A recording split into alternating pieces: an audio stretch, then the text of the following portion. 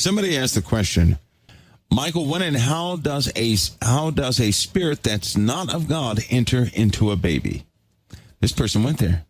So how does the spirit not of God, how and when does this happen? How and when does a baby, contract an evil spirit?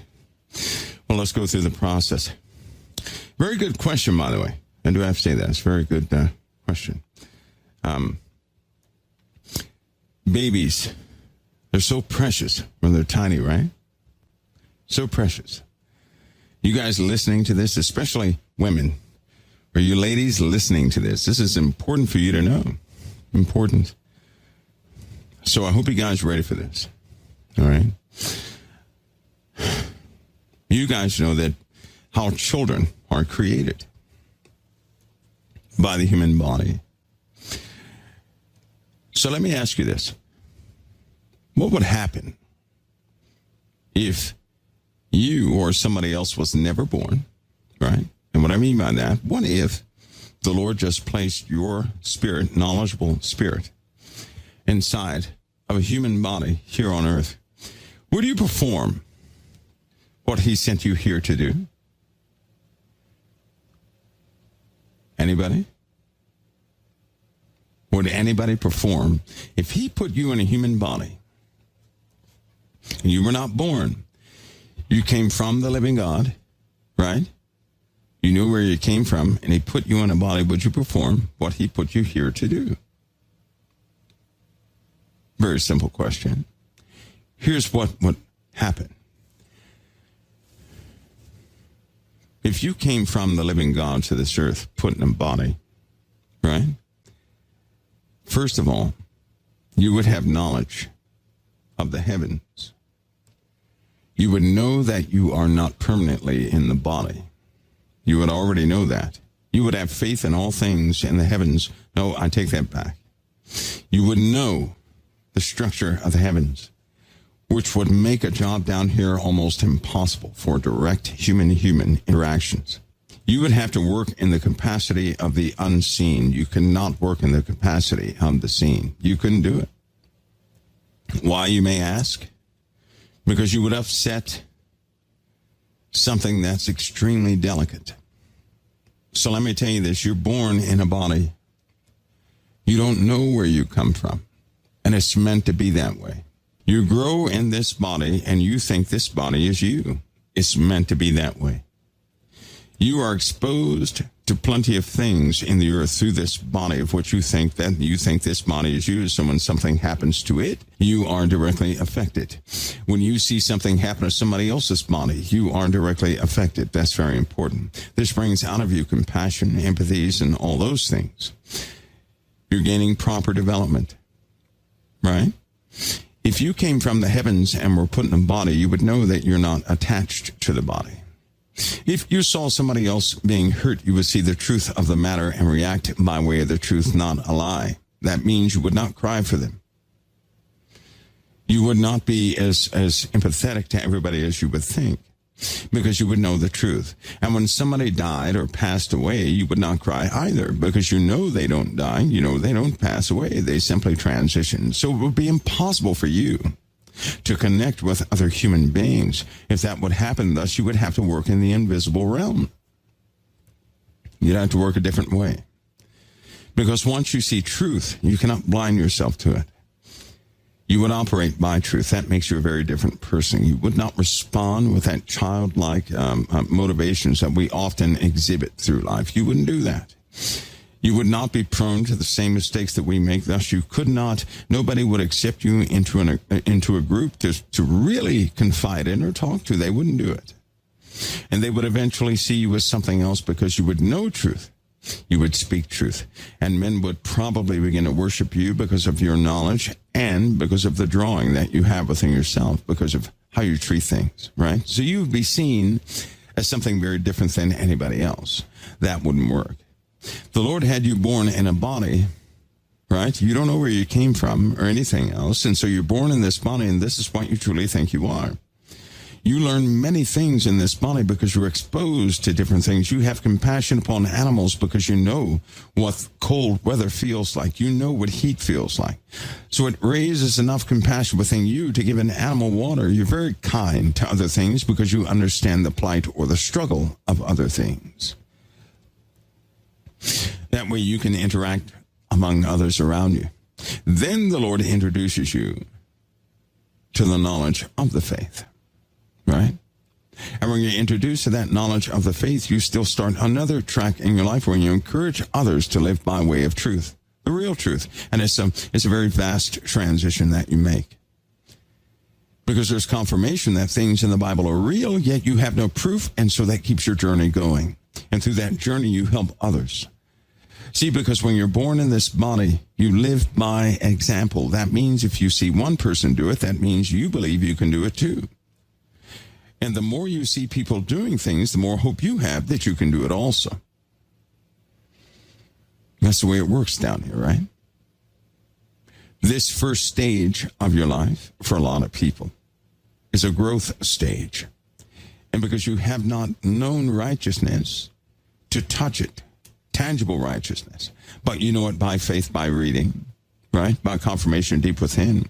If you believe in that, begin to live by righteousness without having any proof, and you do that right here in this body, which is prone to so much, then when you transition into the impossible realm, that's what you would call it if you could recall it right now. And when you transition, there's nothing in existence or nothing out of existence that would ever break your loyalty to the living God once you're there.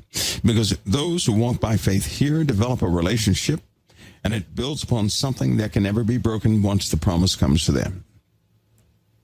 When you do transition, you will be in all truth, all love, all security. You will know certain things that nobody else can know, right? But you can't know that here. Your brain's not big enough. But your capacity to know things in that realm is far different than this one.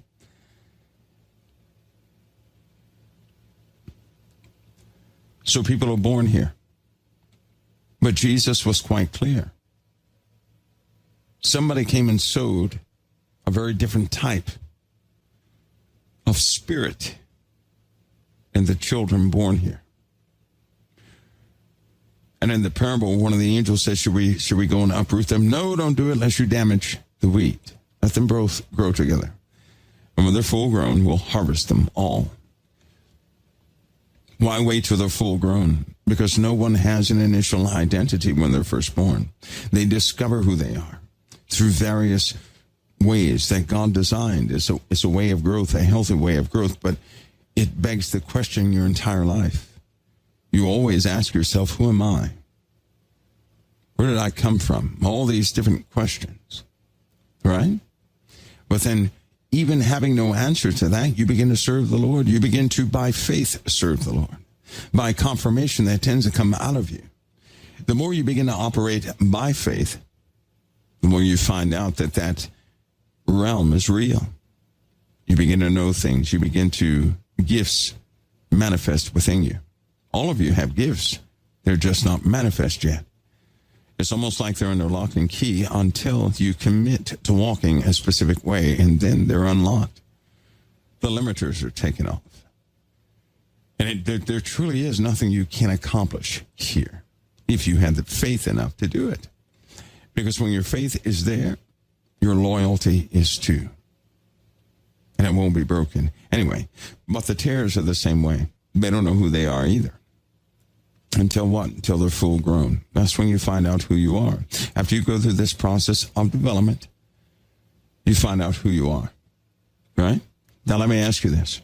It's not that an evil spirit comes and invades a baby. Nope, that's not what it is. Goliath. Who sanctioned Goliath's birth? Who allowed Goliath to be born? Surely he was a third, fourth generation Nephilim in the earth.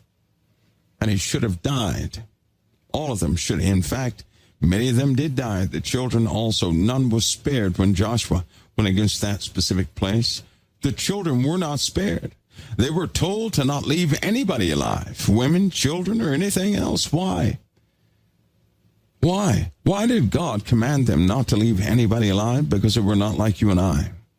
They looked like you and I on the outside, but they were not like you and I. If God would command a child to be killed like that, then he already knows what that child truly is, and they're not like you. There are children on the earth right now. They're not like you. Tares exist in the earth. Don't think of a tear as just one thing. It is a slew of things. But they're in the earth, in the flesh, just like you and I. If they grow like you and I, they can do maximum damage to you and I. If they did not grow up as small children to adults like you and I, we would never accept them into our folds. We would never be fooled by them. Your discernment is too high. Just like an animal. An animal can be born in the wilderness, right? And if a small dog sees a sheep, he's not going to be moved by it. If a small dog saw a bear, he's not going to be moved by it. But if a human being pops up in uniform, all the animals take notice. Why? Because a human being does not belong in that fold. Do you see the difference? As soon as a human being pops up, all the animals scatter. But if an animal shows up among animals, they don't scatter. They just do what they do. Why? Because they were all born together. They accept one another. There's a mechanism in there of recognition where they recognize what is supposed to be there and what is not supposed to be there. And if something that's not supposed to be among them pops up, they're gone. All of them. You're the same way. That's why the tares grow up with you. Or they would never be accepted. You can never be tested in certain ways because you would always identify the tares. Thus, they wouldn't have a job. Thus, that would defeat the entire purpose. You could not be properly tried for your loyalties without the tares. See how that works? I know a lot of you would just love it if the tares didn't exist. Do you know what happened a long time ago? And parts of these things are in your Bible. Do you know what happened? Satan fell a long, long time ago. He was created not as a child, but perfectly. And he looked upon himself and saw his own beauty, and he thought within himself to have his throne above God's throne. He was not loyal, and because of that, he was cast down. Right? We go through a process. You could say that you're the standard for the new process. You go through a process where you have no abilities except the basic ones. And you're tested without power, without beauty, without all these things. You're tested with frailties on this earth to see who you will actually serve. You prove that here. You can't do the only damage you can do here is to yourself. You prove who you're going to serve with everything you do in this life. For those who serve the Lord without seeing him, without having proof or doing anything else, for those who serve him now, when they are in an eternal state, they'll never fall. Never. The fallen angels, they fell. They were beguiled and they fell. When you transition, you're going to be beguileless. Satan will never be able to beguile you. It's very clear what the Lord is doing. If Satan fell in the beginning, then he makes all of his creation impervious to being beguiled by anything that ever fell. Part of the qualification of your graduation, of becoming something else, is true sons. God is raising children, not robots. True sons of the living God, that's you, not robots. You're being tried on every side because you're being qualified to be children, to be in the family of the living God, not robots. You will not be servants. You will be children of the living God. That's why you're joint heirs with Christ. You will be part of his declarative word in existence. You're going to be so much more than what you can conceive. And it begins here. You could not be tested by darkness, which is what it exists for. You couldn't be tested by darkness unless it grew up with you. Because what you grow up with, you accept as part of your environment. Why do you think when certain lights appear, people reject it? They're startled by it. They're not going to sit around and hang around with it and talk. Everything in them says it does not belong.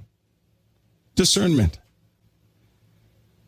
People have experiences out there where certain things that pop up out of nowhere, and everything within them says, don't even communicate with them. But you will talk to your friend, and your friend could be like Hitler when he grows up. Your friend could be like Goliath when he grows up. You don't know who your friend on earth could be, your childhood friend, but they're accepted. You grow together. Correct? That's why in the book of Jude, it says they're in your feasts of charity. They are near you. And who are these? They were before of old ordained to be ungodly men. Before of old, they were ordained to be ungodly men. That means it was always purpose for them to be ungodly. They are part of your test. Everything you do, there's a trial going on right now, and you're the evidence. Those of you who believe in Christ, you truly do belong to Christ. You truly belong to him. But if you're not tried, you won't even know how. Nor would you have the knowledge to communicate how one can belong to Christ or be a child of the living God. So you're gaining wisdom. But most importantly, you're learning to say yes through all conditions. Your saying, I love you, Lord, is being qualified right here on this earth with everything you do. Those who finally make it are those who love not their lives to death. They finish their race. They didn't let anything get in the way of their servitude to the Lord. And by the way, servitude to the Lord is servitude to your brothers and your sisters. You cannot serve the Lord directly because everything he requires of us is giving love to our neighbor, showing mercy to the evil around us. That's why it's written, God is kind to the thankful, to the unthankful, and to the evil. Why? Because God is a bit more than we could ever conceive. He does not have to fight anything. You know that, don't you? He didn't have to lift a finger to fight anything. But we're going through a process of qualification here. This process is important. And it determines the truth of us. An animal, when you get a puppy, they all look cute at first. Most of them do, right? But what do you test a dog out for? His loyalty. Correct? That dog has a purpose. Right? In order for that dog to efficiently exact its purpose in the earth, he has to be tested by way of his loyalty. You don't want that dog turning on you, do you? You want him to guard your family, not to turn on you, correct? So they all look cute at the beginning, and the only way to find that out about a dog is to begin his training, to send him through crucible, through test after test after test. And then you find out if the dog is loyal or not, don't you?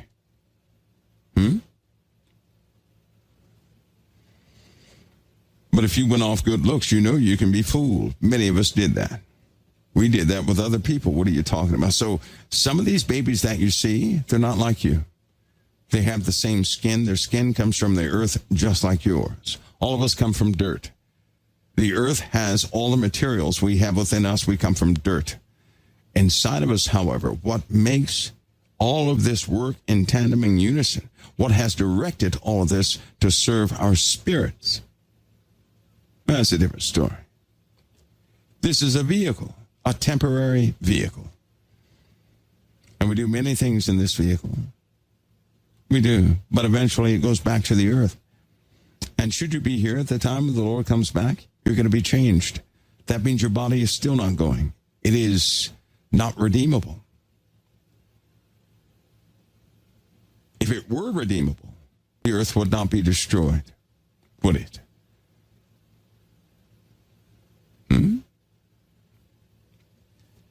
You will be in a body without corruption, and it will complement you who will be without corruption once you graduate from this place. A massive judgment will take place at the end. And in that judgment, what is the ultimate question? The question is, who was loyal to to the Father and who was not, who truly accepted him as Father and who did not. Because the truth of us is being found out just like we find out the truth of an animal if it's loyal or not. Same thing. If an animal is found loyal, then you spend your money, bring it into your household and spoil it and all things of that nature and love it to pieces because it becomes part of the family. But if a dog turns out not to be loyal, it's a good thing you send it through its paces to find out, right? Because you don't want a dog in your family that will turn on your children and destroy them and destroy the entire house. Do you? No. So the Lord has a way of bringing what's on the inside of us to the surface. What's deep down within us to the surface. And in this case, who we really are is being brought out to the surface. What we will do in every given situation. Now remember, you're in a human body that's prone to everything. So when you say yes, despite the dangers, yes, despite the risk to yourselves, when you're saying yes to the Lord, in this frail body, you have really made a huge decision. Because when you're in that eternal body that cannot be damaged, it cannot be hurt, it does not get old and all this other stuff, right? Then you'll be worthy of it. Worthy of being in the family of the Most High. Because you said yes when you had nothing. It's kind of like one of the old stories, right? If a person loves you when you have nothing, then when you have something, you're going to have a beautiful relationship. But if a person loves you when you have something, but as soon as you lose it all, they're done with you, then all that person wanted was something from you. They did not want you. See how that works? You guys see how it works? In Genesis, it says it grieved God that he made man. It didn't say he was unaware of what was coming because he told us what was coming. It just grieved him that he made man. What he sees us go through is not easy for him, but because he is a faithful and just Father. Our trials are thorough and true. And you grow up among, well, some real devils in the flesh. You don't know who is who. That will only be known at the fullness of our maturity here. The Lord said he would take the wicked and bundle them up, didn't he? Didn't he say that? That's been going on. Do you know what happens to the wicked? They join forces in kingdoms in this world, in groups in this world. They do it all the time. That's why you don't fit in certain groups. Haven't you noticed that? The Lord said he would take the tares and he would bundle them together. That's what he'll do with them. He's going to cause them to group together. That's what he does with the tares. But with the wheat, he's going to put the wheat in his barn. But he will make the tares join together. That's what you see in the world. That's why the Lord says, those who love the world, the love of God is not in them. Right? To love the world is to have enmity with God. Why? Because the world is where these tares bundle themselves together. And they're after riches, they're after power and dominion. That's what they're after. So they join forces and they have their little groups and clubs and everything else. And they always try to recruit and corrupt you by it. That's why you're called out of those things. That's why you're almost double-minded. Those of you who are involved in politics right now, you're double-minded in politics. There's some folks in COT that are in politics, but with conviction you're there. In other words, a part of you wants to be there, but a part of you can't stand it. A part of you understands what's really in it.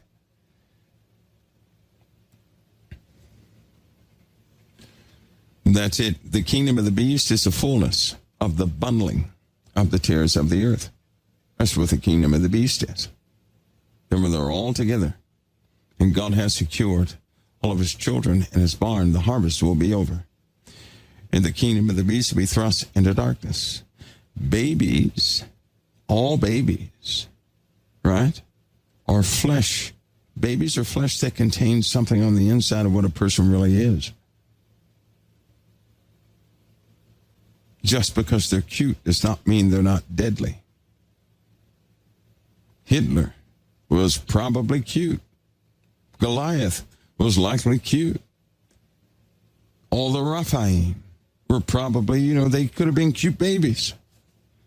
But they were deadly with age. Even right now, they clone children. Do you guys know they have children they have cloned? Do you know they have children they have created? China has children they have created. They have a girl they created there. This is like the 15th one. This girl they created, they have manipulated the genes so that certain genes come out, other genes are suppressed. They have created this small child. The child can't be more than, 16 months old right now? She grew in a fake womb. She was put together in a laboratory by assignment, computer picked. She's the result of a selection of genes. That's what she is. The USA had one of those also.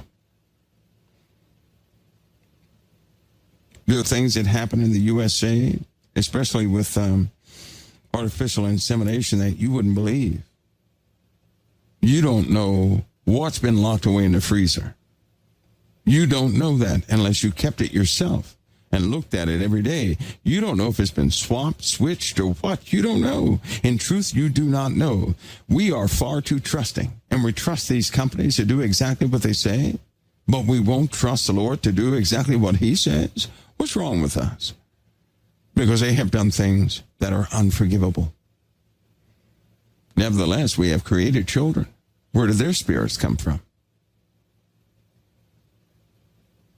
There's some children right now, well, they're not really children. They're about eight or nine right now. They've been created as well. Very nice children.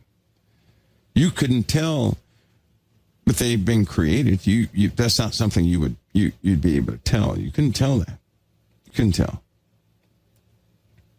But they created them.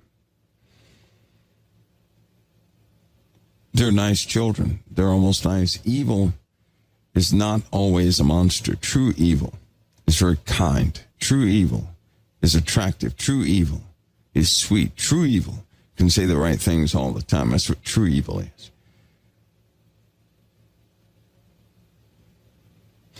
True good in this world is always perceived by the world to be something corrupted.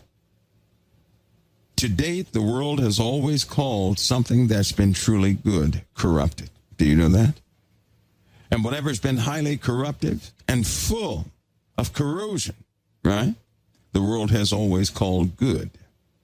They call evil good and good evil. The world does. And all those involved with the world. Just so you know. So a spirit doesn't enter into the baby, right? So to speak. Not in that way. Not that the baby is taken over by some evil spirit. No. These children are before of old ordained to be ungodly. From the foundations of the earth, they were coming. The bloodlines they come through, they will come. And they are condemned already. There is no hope for salvation in them. That means there are newborns out there and there's no hope of salvation for that newborn. Because it comes in a bloodline that was already designated to carry something from the foundations of the world.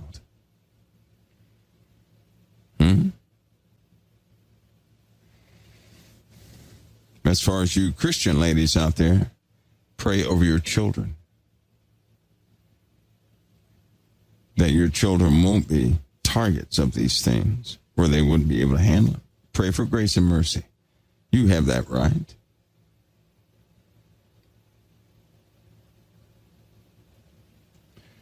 I pray mostly for the eyes and the hearts of children to be opened unto the Messiah. That the Lord do a quick work with them and a true work. That they blow up the standards of men.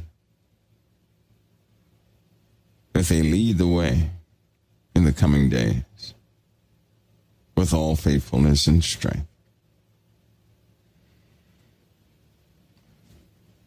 Do you guys have that about the small children? Hopefully so, because that means, listen, if the spirit or the essence of the person on the inside truly defines what they are, and the flesh only designates that they're on earth, then we have a problem bigger than we know, don't we?